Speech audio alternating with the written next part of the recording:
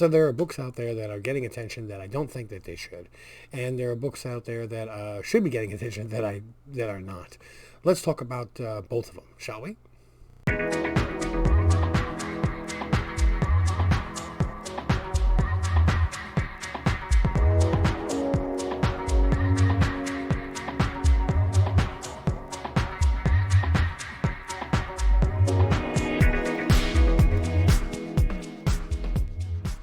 Welcome back, family. Thank you so much for joining yet again. Yeah, as I said in the title, there's a few books that are blowing up right now, and I'm going to talk about it. It seems like a lot of people are talking about Eat the Rich. Okay, now, honestly, I haven't cracked this open and read it yet, but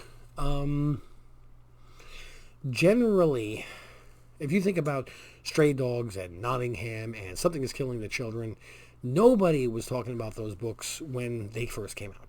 The books that everybody talks about are the ones that are duds, because if everybody's talking about it, then everybody's buying it, and then the market is saturated. Everybody has it. There's no supply. There's no demand for this to match the supply. Books that come to mind are like we only find them when they're dead, and for anything, Something is Killing the Children, post number 11, 10, well, whichever. Once the news is out, everybody's buying it. The amount of prints go up. So do I think that Eat the Rich is a long-term great investment? No. But if you think about Nice House on the Lake, nobody really was talking about that until they were all gone from the comic book stores.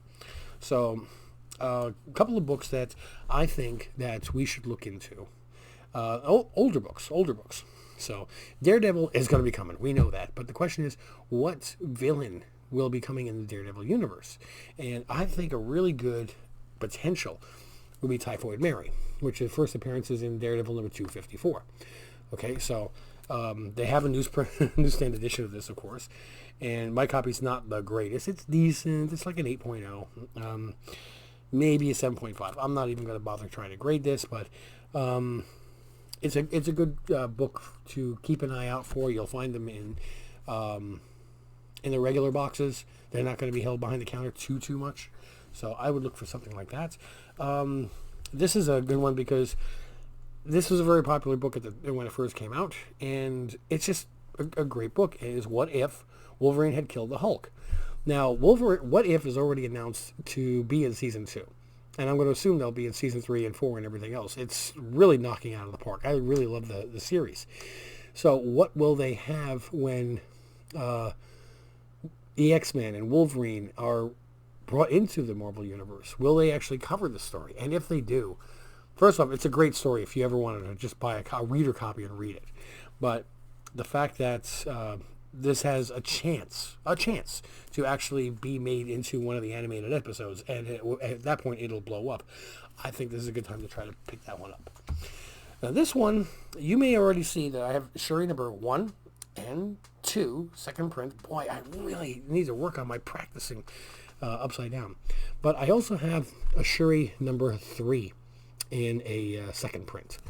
Now, what makes this one so important to me is there was only 788 printed. There's under 1,000 of this book. So is there anything key about it? No, it is only the rarity.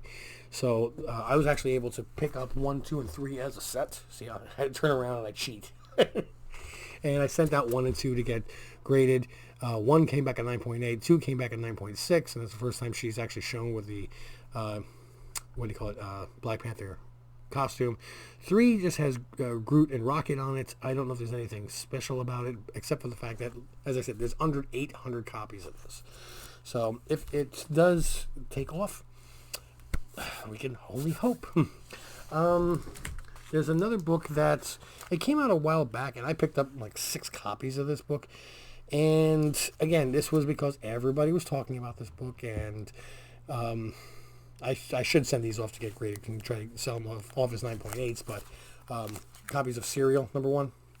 So it did not take off, and it's a very good story, but if everybody's talking about it, then everybody's buying it, then where's the market? So that's the whole idea, is that you need to find those diamonds in the rough. And what's really driving a lot of things here is that we're afraid of missing out. The FOMO is killing our hobby here. Guys, if you buy what you love, buy what you really love, buy what it seems intriguing to you. Don't worry about what the market is. If the book goes up in value, it goes up in value. If it doesn't, it doesn't. There's no way possible that you're going to get every single book that takes off. And there's no way that you're not going to catch some bricks. Buy the ones that you like, and you'll be pleasantly surprised when you find out, hey, oh, wow, this one took off. I have a Noctera #1 second print. Oh my god! I bought Stray Dogs when it first came out. Oh my god! It's fun. It's really, really fun in that regard. And by trying to buy every book and trying to corner the market on every single thing, you're going to deplete your funds, and you're going to be disappointed more times than you were excited. So, two other things here, and I'll wrap this up. One is somebody had mentioned in one of the comments for the other videos that my name popped up instead of saying Ohana Comics. And that is because I am a computer idiot. And I do not know how to get it so when I send an email to somebody, it shows up as Ohana Comics. When I'm sending an email that is business related and it shows up as Ohana Comics, it's rather embarrassing when they call me up and say, excuse me, is this spam? So I try to switch it so I can send the email. And then sometimes I forget to switch it back, at which point then on YouTube, it'll show my actual name instead of saying Ohana Comics. Thank you so much for pointing that out to me. I'll try to correct that. And more to the point, though, this one's a big one.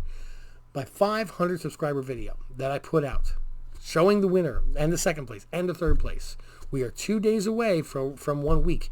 Nobody has contacted me yet.